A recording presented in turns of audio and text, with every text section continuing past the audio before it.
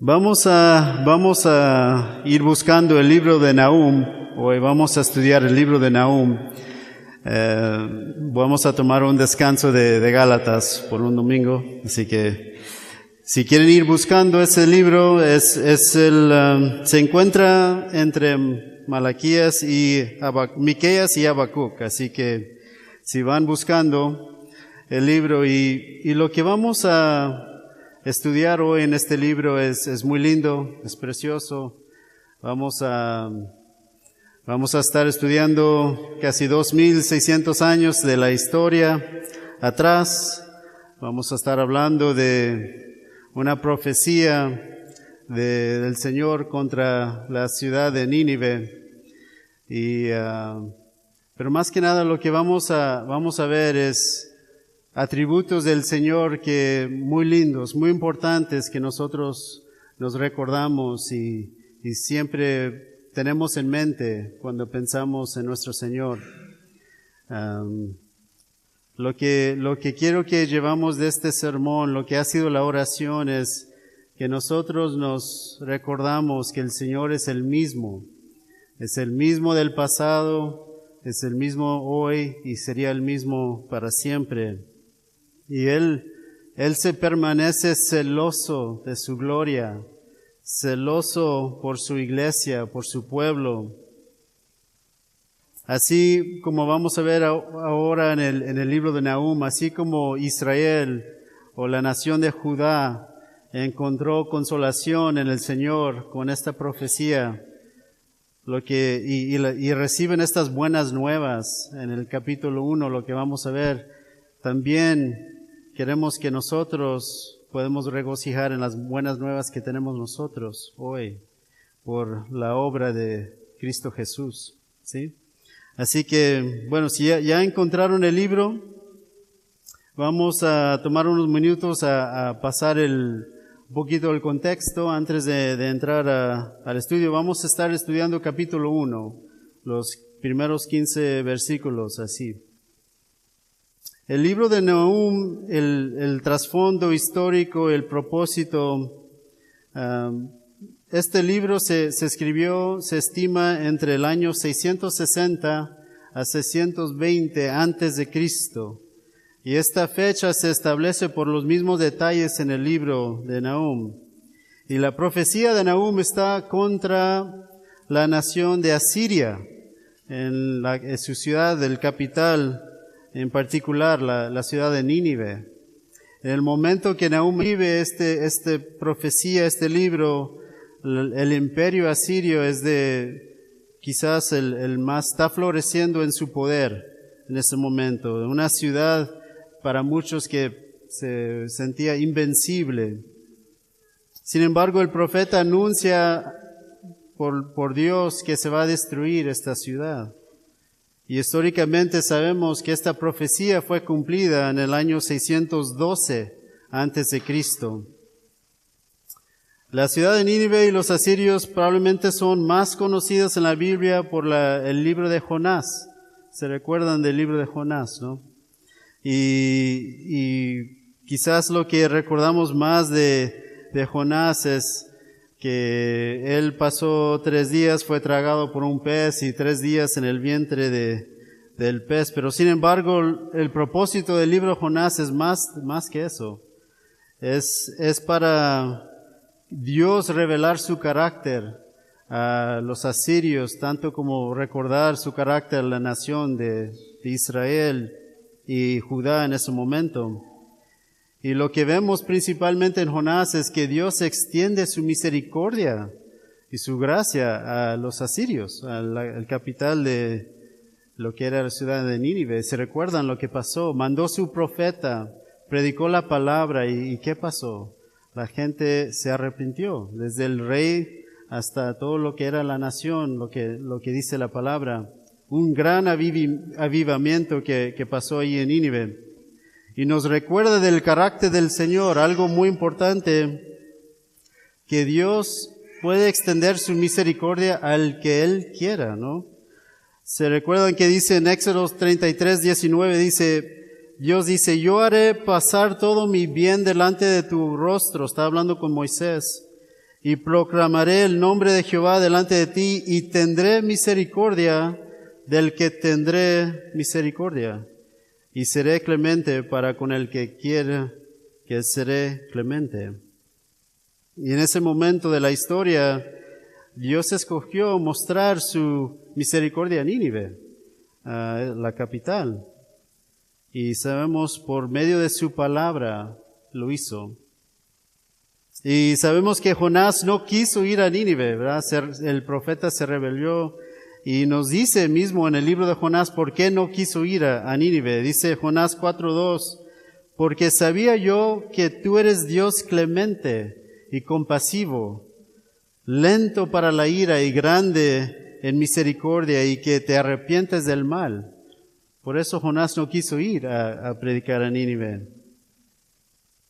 Él odiaba a los asirios y quizá tenía razón en ese momento, porque la nación de Israel conocía muy bien la fama de los asirios en ese momento. Los asirios eran un imperio reconocidos por su crueldad, su violencia, y en ese momento era el mayor enemigo del pueblo de Dios, el imperio de Asiria. Y por eso Jonás no quiso ir a predicar la palabra allí. Los asirios utilizaban el león como su símbolo nacional, ¿sí? Y sin entrar en muchos detalles de cómo ellos eran, así mismo como un león trata a su presa, así ellos trataban a sus enemigos. Pero sin embargo, Dios envió a Jonás para anunciarles las buenas nuevas, o el mensaje de arrepentimiento. Y ellos se arrepintieron. Y Dios, por el momento allí, suspendió el juicio contra ellos. Qué impresionante eso, ¿no? La historia. El peor enemigo de la nación, del pueblo de Dios en el momento, Dios escoja a darles la palabra de Dios y se arrepientan y les muestra misericordia. Hay mucho que podemos aprender de esta historia, viendo Jonás, viendo cómo Dios trató a los asirios.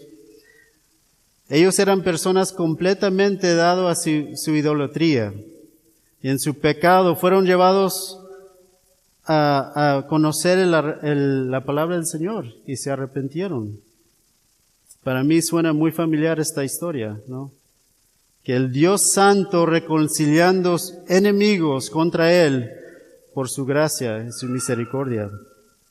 Ahora bien, lo que vamos a ver en Nahum viene casi 100 años después del libro Lo que pasó con Jonás. 100 años después. Podemos pensarlo como la segunda parte de la historia de Jonás. Y un siglo después de aquel arrepentimiento, desafortunadamente por los asirios, no siguieron adorando a Jehová, se regresaron a sus ídolos, se regresaron a su pecado. Y ahora llegó el tiempo del juicio del Señor. Y hay otro detalle muy importante que queremos que recordamos antes de estudiar esta palabra. Es que el hecho de Asiria fuera una nación pagana y no adoraba a Jehová, no significa que estaba o estuviera fuera de la soberanía de Dios. La Biblia nos enseña claramente que Dios gobierna sobre todas las naciones. Proverbios 21:1 dice, como los repartimientos de las aguas, así está el corazón del rey. En la mano de Jehová a todo lo que quiere lo inclina. Dios es soberano sobre todo, y Dios mismo utilizó el imperio asirio como un instrumento de juicio contra su propio pueblo. Recordemos que después de la muerte de Salomón, la nación de Israel se separó en dos, ¿no? Del norte era Israel, conocido como la nación del norte, y el sur era Judá. Y como consecuencia de la persistente rebelión del reino del norte de Israel, Dios levantó a Asiria a ejecutar su juicio. En el año 722 antes de Cristo, Israel, el reino del norte, fue conquistado por los asirios. Y ahí ves la superposición entre Jonás y por qué no quiso ir a predicar a los asirios, porque ellos mismos estaban conquistando la nación de Israel. Pero sin embargo, el hecho de que Dios usará a Siria para cumplir sus propósitos no significaba que aprobara la maldad de esa nación. Y aquí encontramos una lección profunda, si lo pensamos, ¿no? En la soberanía de Dios, que es absolutamente soberano y puede usar naciones como un instrumento, pero igual cada persona sigue siendo responsable delante de Él por sus acciones. La gloria de Dios es proclamada en toda la creación, sabemos eso. El Salmo 19 nos recuerda eso, ¿no? Y sin embargo, los hombres rechazan a Dios, rechazan ese testimonio. En lugar de adorar al Creador, adoran la criatura, los ídolos. Y aunque Nínive tuvo ese momento precioso, ese avivamiento precioso, lo que vemos un siglo después, 100 años después, se volvieron a su pecado y su idolatría. Así que eso es lo que vamos a ver. En cuanto a la audiencia de este libro, podemos pensar que hay dos en el libro de Nahum. La profecía está escrito, podemos ir para dos audiencias. Por un lado, la nación de Asiria, la capital de Nínive, y por otro lado, vemos que está dirigido a la nación de Judá. Era la única nación que todavía estaba en existencia, y muchos los de Israel que huyeron de la conquista se huyeron a Judá en ese momento. El nombre de Nahum significa consolación, consuelo.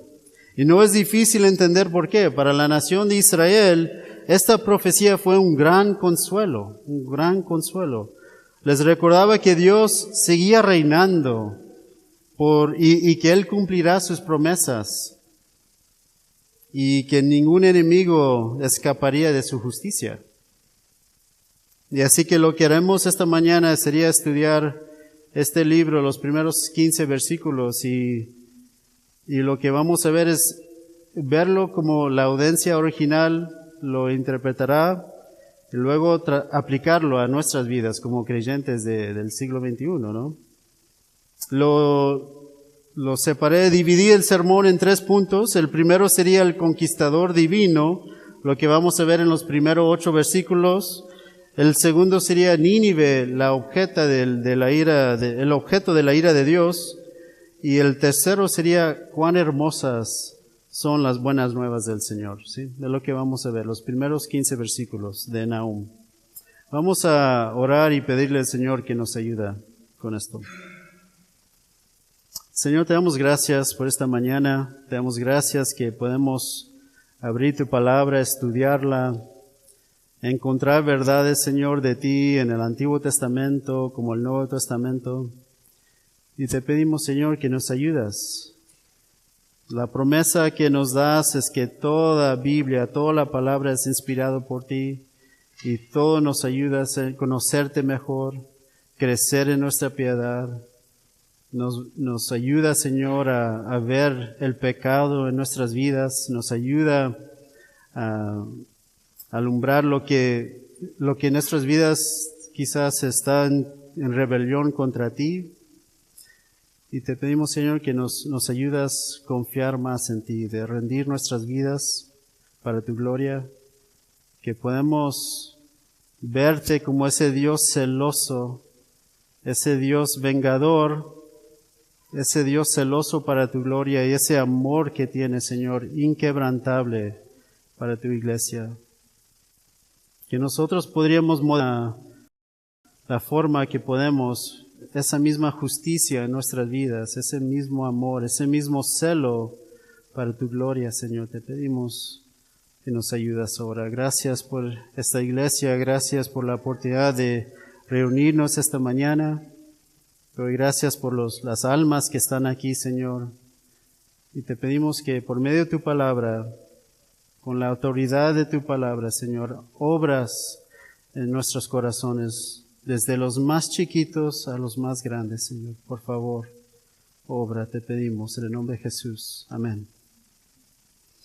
Vamos a empezar a leer los primeros 8 versículos de Nahum, capítulo 1. Dice, profecía sobre Nínive, libro de la visión de Nahum de Elcos. Jehová es Dios celoso y vengador. Jehová es vengador y lleno de indignación. Se venga de sus adversarios y guarda enojo para sus enemigos. Jehová es tardo para la ira y grande en poder, y no tendrá por inocente al culpable. Jehová marcha en la tempestad y el torbellino, y las nubes son el polvo de sus pies. Él amenaza al mar y lo hace secar y agosta todos los ríos. Basán fue destruido y el Carmelo y la flor del Líbano fue destruida. Los montes tiemblan delante de él y los collados se derriten. La tierra se conmueve a su presencia y el mundo y todos los que en él habitan. ¿Quién permanecerá delante de su ira? ¿Quién quedará en pie en el ardor de su enojo?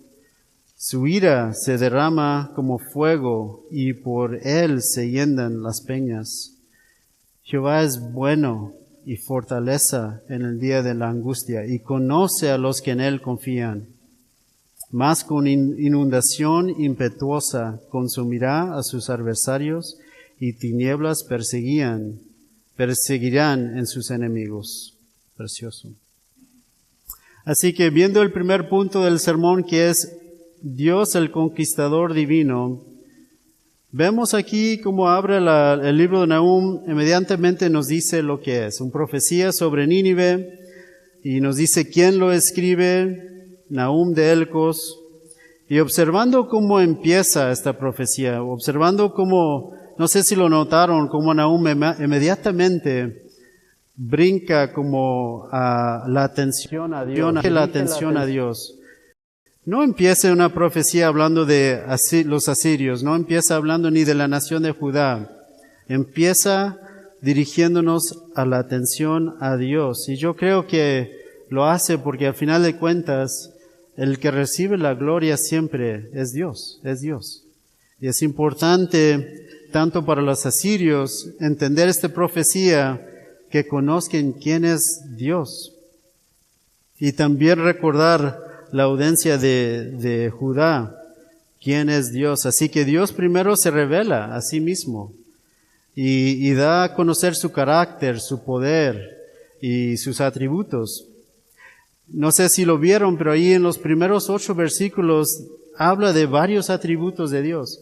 Habla de Dios celoso, vengador, paciente, poderoso, justo, soberano, bueno, compasivo. El tiempo no nos permitirá estudiar todos esos atributos. Hoy en la mañana nos enfocamos en Dios como celoso, vengador y bueno y fiel. Y eso es lo que me encanta del Antiguo Testamento, es que vemos mucho los atributos de Dios en el Antiguo Testamento. Pero es importante recordar que estos atributos no son algo que el hombre atribuye al Señor. Es lo que Dios mismo se revela de su carácter. Y cuando pensamos en los atributos, una manera fácil es pensarlo en 2 categorías. Uno sería los que vienen de la naturaleza de Dios. Los atributos que existan, aun si Dios nunca creó este mundo o nada. Dios ya existía. Así que estos atributos son parte de su naturaleza, parte de lo que es Dios. Como dicen, Dios propio. Eso sería como su amor, su santidad, su justicia, su sabiduría, su poder, su eternidad. Esos son atributos que existen aun si Dios nunca creó este mundo. Y los otros atributos lo podemos ver más manifestados en la relación como la creación con el Creador. Y nos gusta verlos como en la forma del señorío de Dios. El momento que Dios crea algo, crea este mundo, nos creó a nosotros, Él ya es Señor sobre eso, sobre toda su creación. Y precisamente aquí en Nahum comienza como Dios, Jehová es Dios celoso, y podemos entender que este celo es una expresión de la naturaleza de quién es Dios, y los vamos a ver en la Escritura.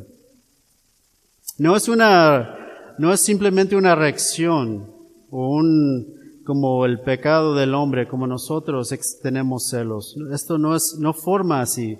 Esto forma parte de la naturaleza santa del Señor. Dios siempre ha sido celoso de su gloria, es lo que vamos a ver, antes aún de crear el mundo. Así que acompáñenme por favor a Éxodo, el libro de Éxodo capítulo 34.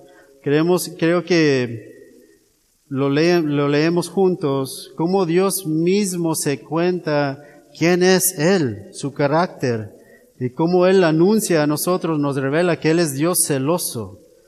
Ahí, en este diálogo es Dios hablando con Moisés, y aquí es donde le entrega los 10 mandamientos, pero en Éxodo 34, empezando en versículo 5, vamos a leer 5 al 7, y dice: Y Jehová descendió en la nube, y estuvo allí con él, ahí con Moisés, proclamando el nombre de Jehová. Y pasando Jehová por delante de él, proclamó: Jehová, Jehová, fuerte, misericordioso y piadoso, tardo para la ira, y grande en misericordia y verdad, que guarda misericordia a millares, que perdona la iniquidad, la rebelión y el pecado, y que de ningún modo tendrá por inocente el malvado, que visita la iniquidad de los padres sobre los hijos y sobre los hijos de los hijos, hasta la 3ª y 4ª generación.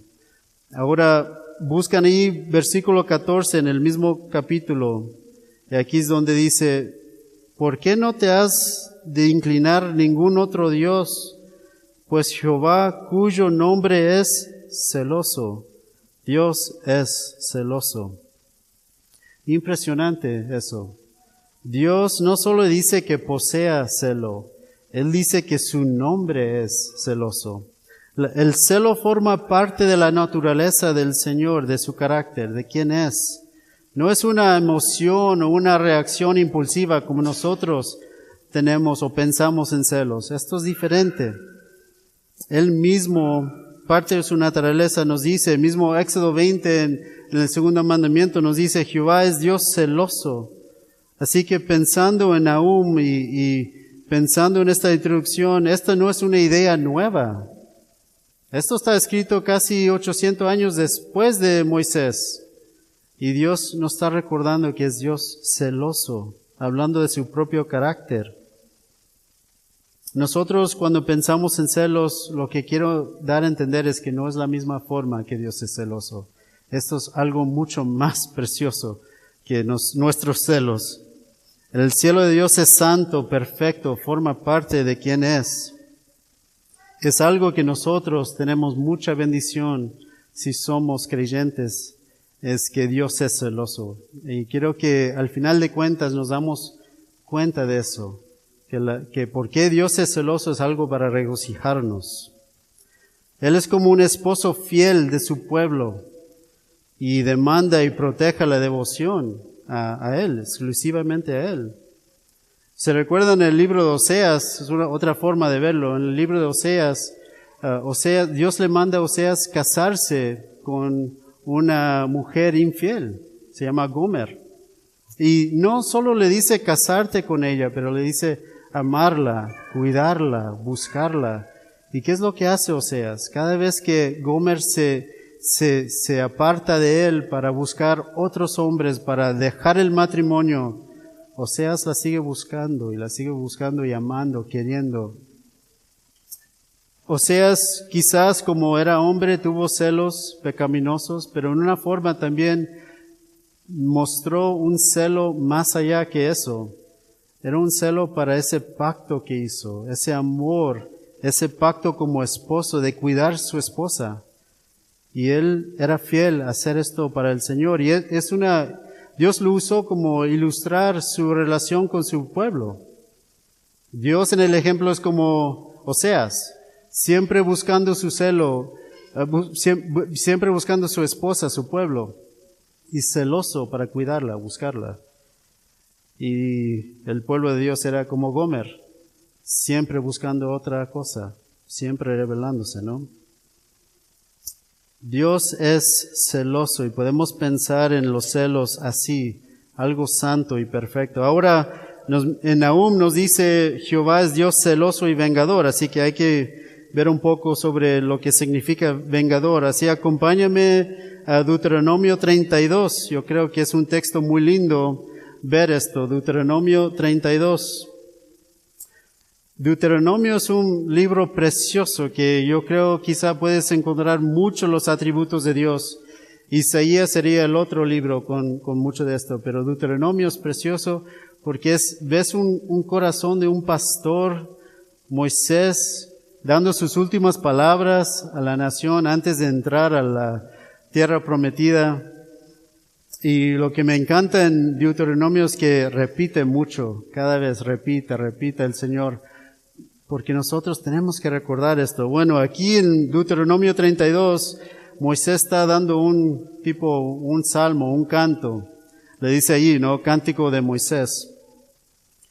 Empezando en versículo 39, vamos a ver que Dios revela aquí de su carácter, de su pueblo. Deuteronomio 32, 39 dice, ver ahora que yo, esto es el Señor, que yo soy, y no hay dioses conmigo. Yo hago morir y hago vivir. Yo hiero y yo sano.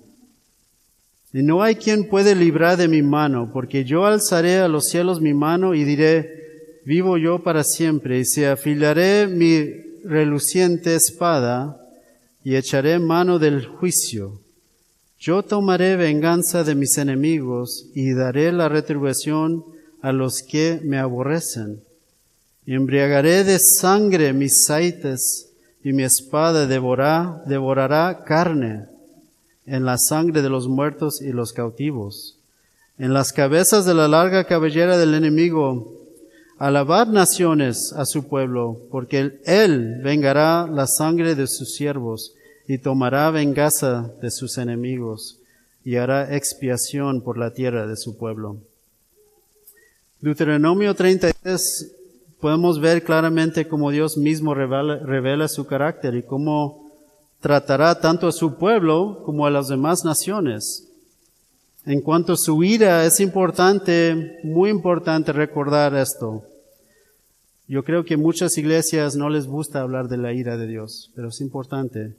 Y podemos hablar muchos sermones sobre la ira de Dios, pero aquí para recordar sería que la ira de Dios es real y es terrible, demasiado espantoso.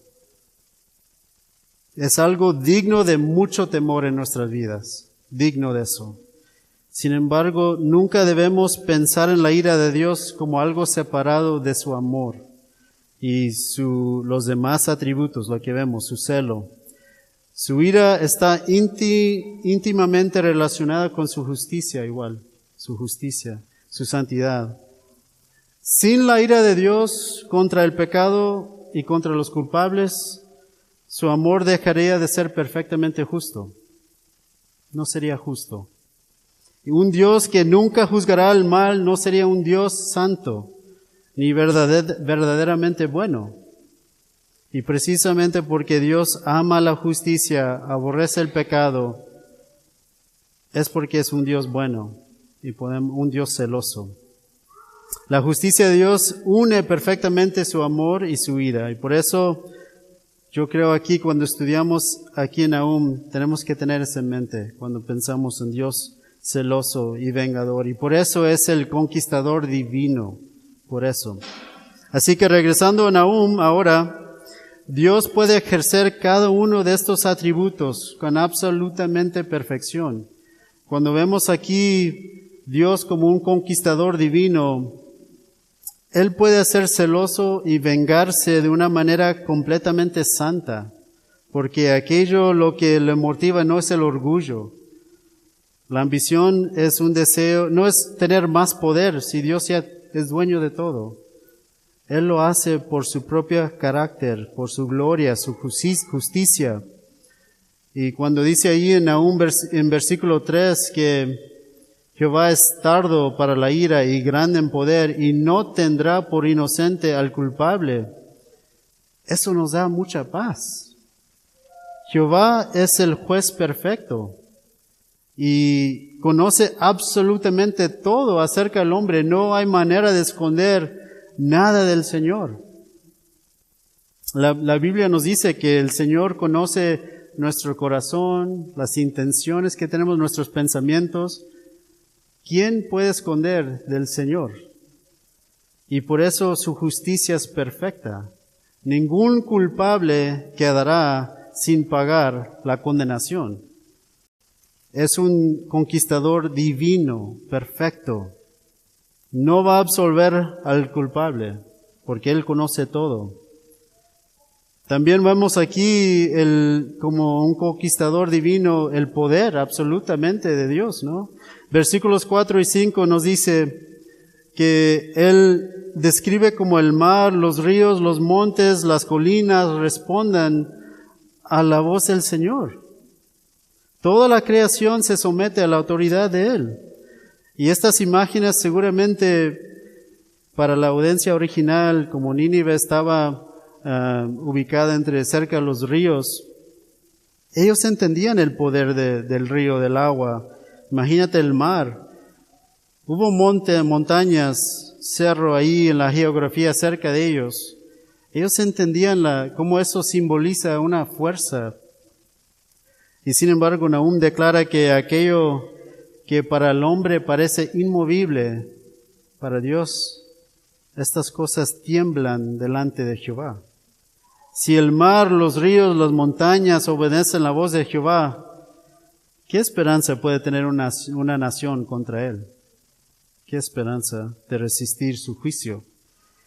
Algo que jamás olvidaré en mi vida, cuando la primera vez que visitamos a Juan Marcos, la iglesia acá, era ver las montañas. Era una mañana, entrábamos a, lo que es Mendoza, y vimos, la familia y yo, era un día muy claro, y vimos las montañas ahí, el trasfondo. Y era tan hermoso para nosotros. En Texas no tenemos montañas.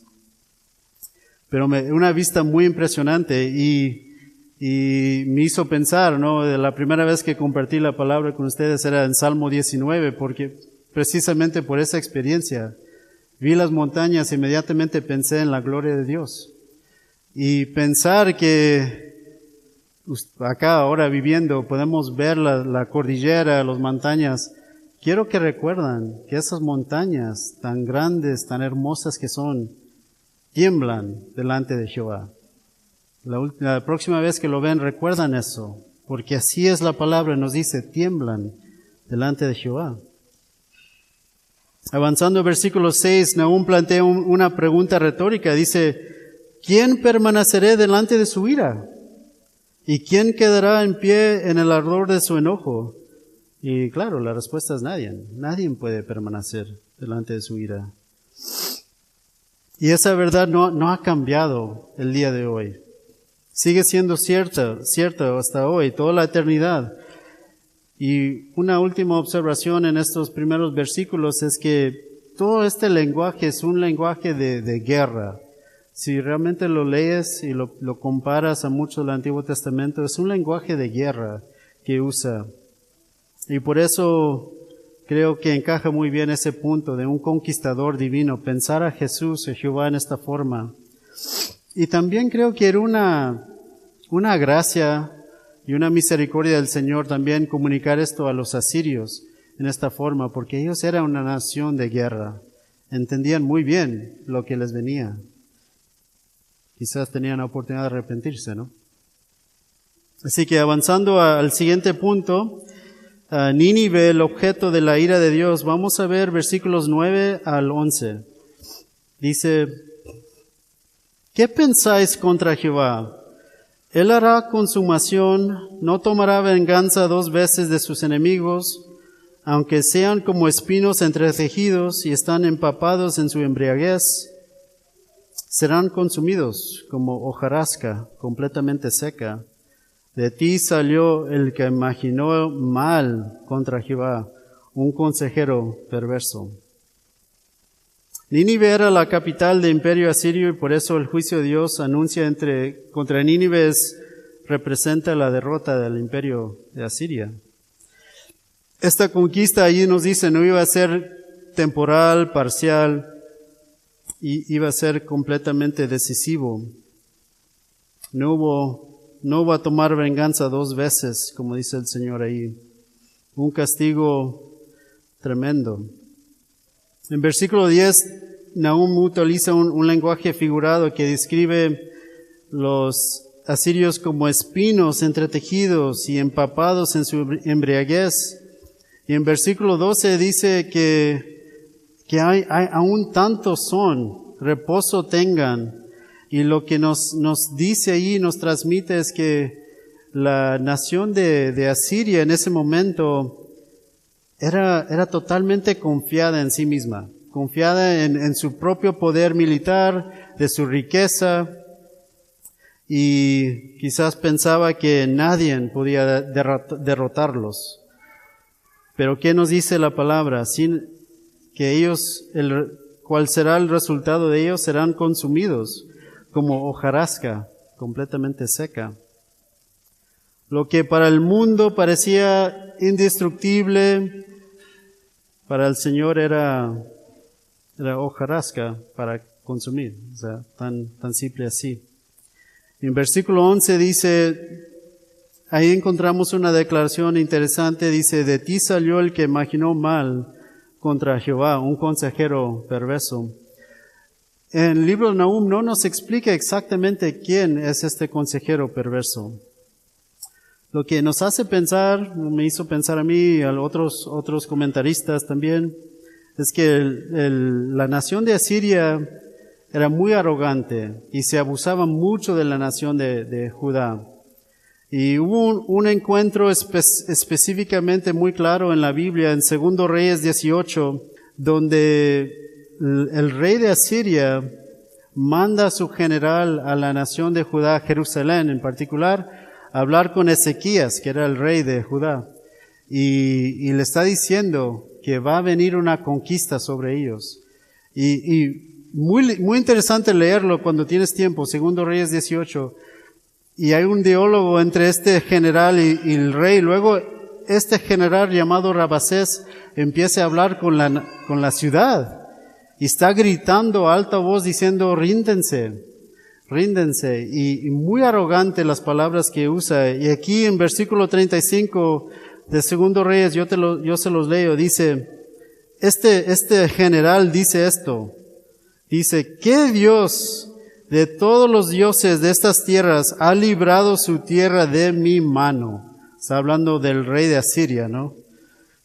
¿Quién de todos los dioses de estas tierras ha librado su tierra de mi mano? Para que Jehová libre de mi mano a Jerusalén. Una arrogancia tremenda, hablando al Señor de esta forma, ¿no? Hemos conquistado todas estas naciones, sus dioses nunca lo protegieron. ¿Qué va a hacer Jehová contra nosotros?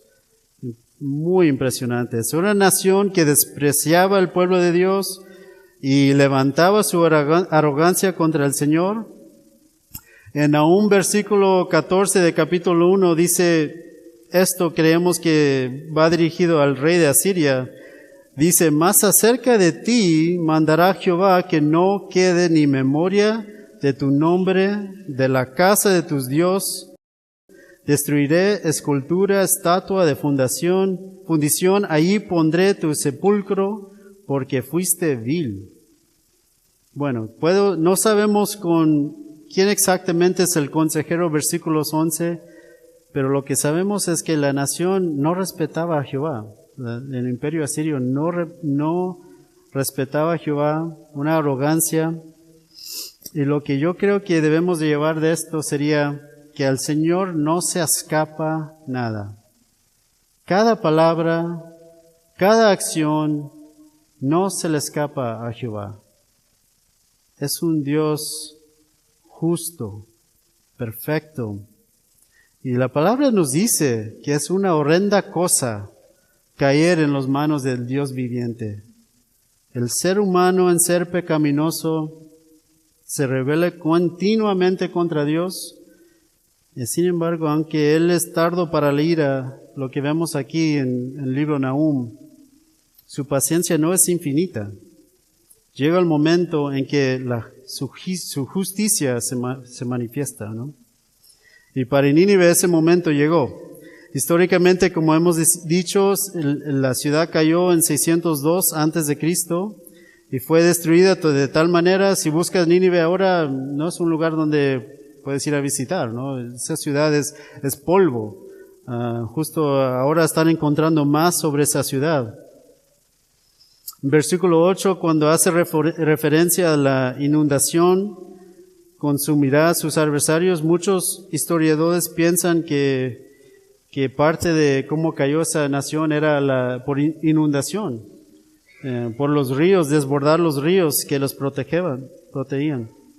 Y durante siglos permaneció sepultada, ¿no? Bajo ruinas la ciudad. Así que tenemos siempre recordar, esta profecía se cumplió, así como Dios dijo. Y hasta aquí vemos que Nahum ha presentado a Jehová como un conquistador divino.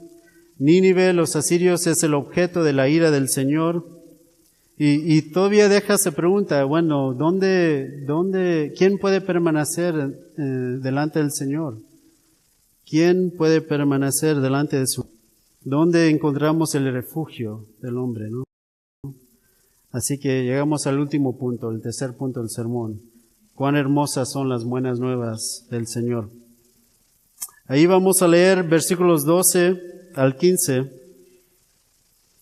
Y dice ahí, así ha dicho Jehová, aunque reposo tengan y sean tantos, aún así serán talados y él pasará. Bastante te he afligido, no te afligiré ya más, porque ahora quebraré su yugo de sobre ti y romperé tus conyundas. Mas acerca de ti mandará Jehová que no quede ni memoria de tu nombre de la casa de tu Dios. Destruiré escultura y estatua de fundición. Allí pondré tu sepulcro porque fuiste vil. Versículo 15. He aquí sobre los montes los pies del cual trae buenas nuevas, del que anuncia la paz. Celebra, oh Judá, tus fiestas, cumple tus votos, porque nunca más volverá a pasar por ti el malvado. Pereció del todo. Precioso. La transición, lo que vemos aquí en versículo 12, cuando dice, así ha dicho Jehová, marca una transición en esta profecía, ¿no? Marca el cambio donde ya el objeto del juicio de Dios cambia a las buenas nuevas a su pueblo.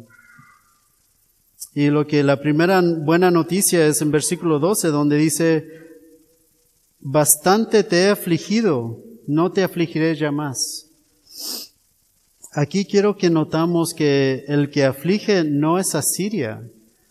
Piensen en estos, queridos, estamos hablando de Asiria, pero Dios aquí mismo dice, bastante yo te he afligido, no te afligiré ya más.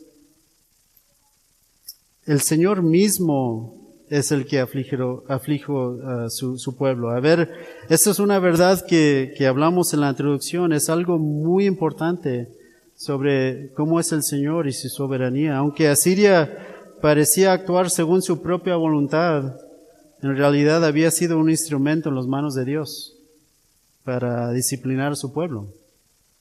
Pero ahora Dios anuncia que este tiempo ha terminado y Él mismo pone el límite a la aflicción de Judá. En versículo 13 dice la segunda promesa, porque ahora quebrarás su yugo de sobre ti y romperé tus coyundas. Y en este momento en la historia, como hemos hablado, solo quedaba el reino de Judá.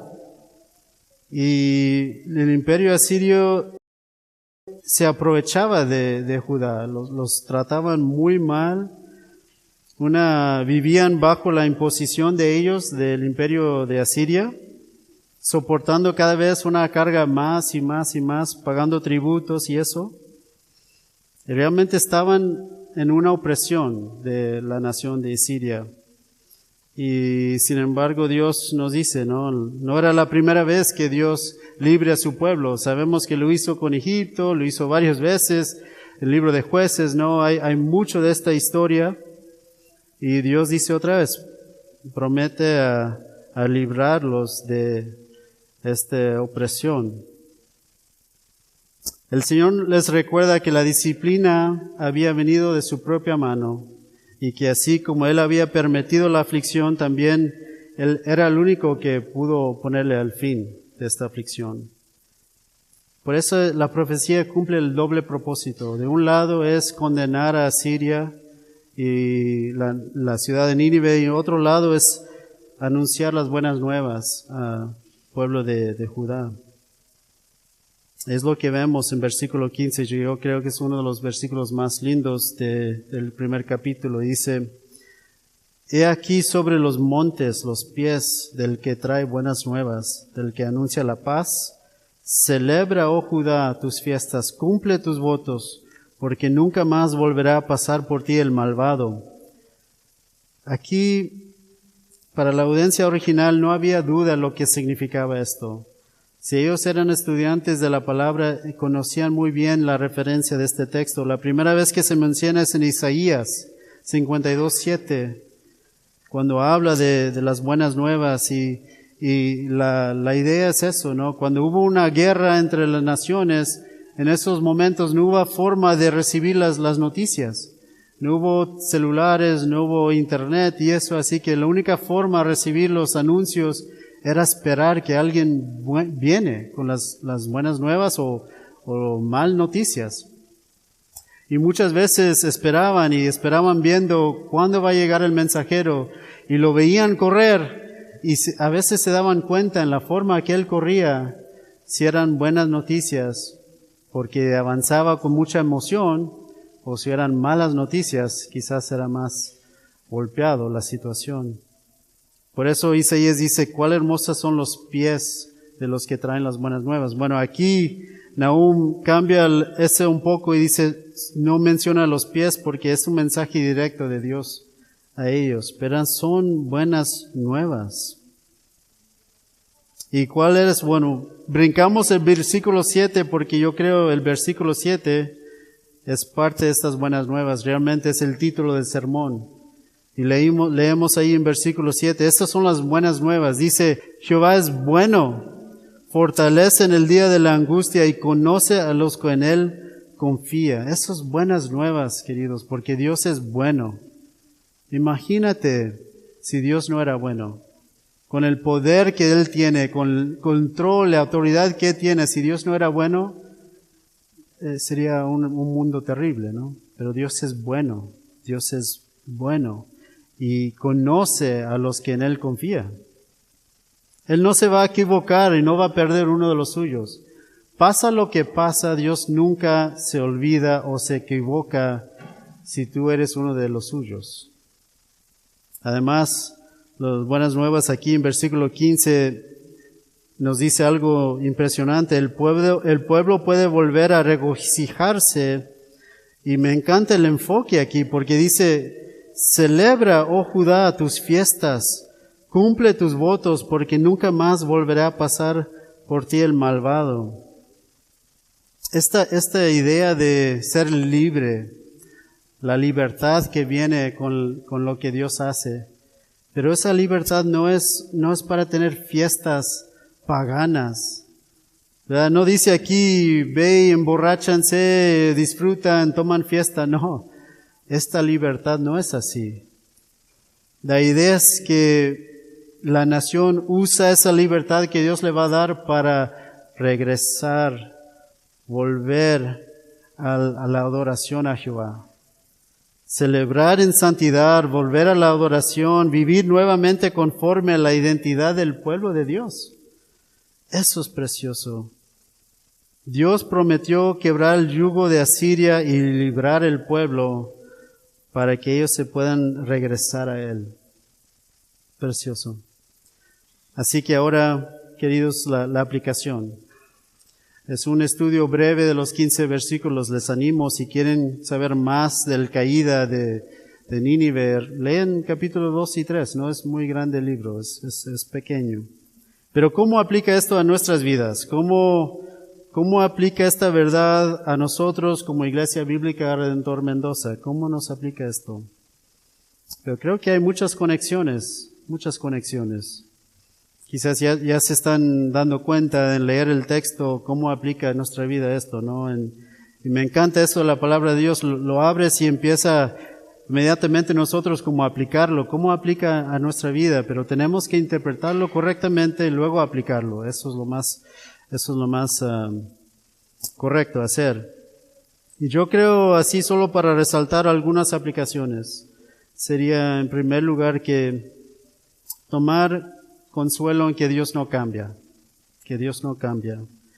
Hemos visto acerca de su carácter, sus atributos, el celo, vengador, bueno, fiel. Él continúa siendo celoso de su gloria, justo en todos sus caminos, poderoso sobre toda la creación, fiel en su cuidado de su pueblo. Por eso seguimos adorándolo con la misma confianza y reverencia. Bajo el nuevo pacto, por eso Nuevo Testamento, nuevo pacto, Dios tiene una relación especial con su iglesia. Cristo la compró con su propia sangre, como hemos cantado hace poquito. Nosotros como creyentes formamos parte de ese pueblo de Dios como iglesia. Y hay un amor celoso que Dios tiene, un amor inquebrantable. La palabra dice que Dios mismo va a presentar su iglesia sin mancha. Él la va a santificar por medio de su palabra. Él la va a edificar, la va a cuidar. Imagínate esa bendición que tenemos. Un Dios poderoso, celoso, fiel, justo, bueno, igual vengador sobre el mal. Ama a su iglesia. Es una preciosa verdad que podemos aplicar a nuestras vidas. Otro sería las buenas nuevas. En el libro de Nahum, para la nación de Judá, las buenas nuevas era ser librado de la opresión de Asiria. Bueno, las buenas nuevas para nosotros sí son inmensamente mayor de esto. Nosotros no tenemos un problema con la esclavitud contra una nación, pero tenemos un problema más grave que eso. Estamos esclavos a nuestro pecado, muertos en nuestros pecados. La Escritura nos dice que estamos muertos en deleites y pecados, esclavos a nuestras pecaminosas vidas, enemigos de Dios y bajo su ira. Esa misma ira que hemos leído. Si somos enemigos de Dios, somos bajo esa misma ira. Acompáñame por favor a Efesios capítulo 2. Sé que conocemos estos versículos, pero tenemos que leerlos juntos. Efesios capítulo 2. Queridos, las buenas nuevas para nosotros son inmensamente mayores y preciosos. Versículo 4 de Efesios capítulo 2 empieza muy hermoso porque dice, pero Dios. Estamos hablando de estar muertos en nuestros deleites y pecados, pero Dios. Dice ahí en versículo 4, pero Dios que es rico en misericordia por su gran amor con que nos amó, aun estando nosotros muertos en pecados, nos dio vida juntamente con Cristo. Por gracia sois salvos, y juntamente con Él nos resucitó y asimismo nos hizo sentar en los lugares celestiales con Cristo Jesús. Estas son nuestras buenas nuevas. Tenemos un motivo mucho mayor para regocijarnos en esta vida. Como el pueblo de Judá pudo regocijarse, cumplir sus votos, celebrar sus fiestas, nosotros podemos celebrar creciendo en piedad, creciendo en nuestro amor al Señor, viviendo nuestra vida por la gloria del Señor con esa libertad. Yo creo que tenemos mayor razón de regocijarnos y debemos reflexionar sobre esto. Si nosotros no estamos regocijando por esta hermosa bendición que tenemos en Cristo Jesús, hay que recordar estas buenas nuevas. Hay que recordarnos de dónde nos sacó el Señor, de qué nos salvó. El Evangelio no tiene sentido si Dios no nos está salvando de una ira de Él. ¿De qué está siendo salvo si no es contra la ira del Señor? tenemos unas buenas nuevas preciosas. Y hay que recordar eso. Podemos aplicar esto en nuestras vidas. Otra aplicación muy básica sería ver el libro de Nahum y vemos dos audiencias, ¿no? Como hemos hablado. De un lado, los asirios y la ciudad de Nínive, que está bajo la condena y la ira del Señor. Y el otro lado, la nación de Judá, que está bajo su pacto y su cuidado. Podemos pensar a nosotros en esa misma forma. Hoy, cada uno de nosotros está de un lado de esa situación. Estamos bajo la ira del Señor, si no conocemos a Jesús como nuestro Salvador, o estamos bajo las buenas nuevas, la protección de Cristo, en esa relación preciosa que tenemos. Hay que pensar en cuál lado estás vos. Aquí tenemos que reflexionar de qué lado de la condenación, de qué lado de las buenas nuevas estamos. Y queridos, siempre les recordamos esto porque Dios nos manda a hacer esto, predicar el Evangelio. Queremos que si usted aquí tienes dudas sobre las buenas nuevas, por favor, pregúntanos. No vayan de aquí con estas dudas. La ira del Señor es real, terrible. La nación de Asiria quizás no lo pensó así, mira dónde están. Dios nos da estos ejemplos para que nosotros podamos confiar en Él y buscarlo hoy, que hay oportunidad, ¿no? Así que, bueno, queridos, eso es la palabra de hoy. Les animo que lo piensan, reflexionan y que buscan al Señor, ¿sí? Vamos a orar. Señor, te damos gracias por tu palabra. Te damos gracias que nos revelas tu carácter. Y Señor, es difícil para nosotros pensar y realmente contemplarte. Y te pedimos perdón por lo que hacemos, Señor. A veces no pensamos en ti con tanto poder, con tanta autoridad, con ser tan celoso y tan perfecto y tan santo. A veces ni tememos tu ira, Señor. Y hay tantas aplicaciones que debemos de tomar, Señor. Nosotros como creyentes, nosotros como que tenemos la oportunidad de predicar tu palabra, Señor. Si no tememos la ira, no vamos a predicar a almas que se están muriendo.